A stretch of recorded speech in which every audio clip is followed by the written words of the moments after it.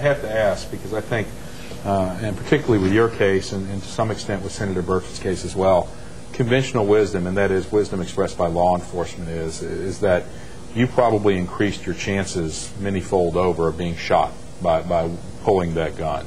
And I think that most law enforcement will say that when confronted with violence, you need to try to get out of that in the safest and quickest manner possible. And I know there are some folks, particularly a lot of gun owners, and you're a permitted gun owner, so it's not a situation where you were inappropriately carrying. But have you given thought to that really is not what many people that are trained and in law enforcement say to do when confronted with that situation?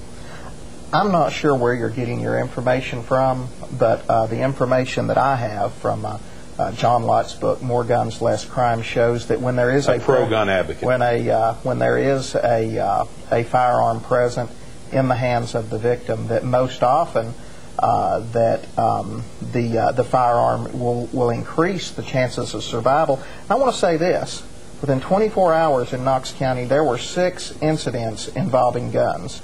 Mine is the only one that worked out well, and mine is the only one where the victim, myself, was armed. There was an incident that happened not 10 hours and 3 miles away, 10 hours before and 3 miles away from my office, where a man was murdered. Now, I'm sure by the time this airs, we'll know whether the perpetrator in my incident was in fact the man that that was murdered the man. And so I would think if we just take those 2 situations, here's one man that was unarmed. He's not with us anymore. I feel like I would not be here were I not carrying a gun. And honestly, I feel like I owe my life to Tim Burchett, and I think H.E. Biddle had a lot to do with carry permits. Trust me. Well, what he's trying to say is they got permits. Don, yeah, we have permits, but what you're not saying is, and I was on my property.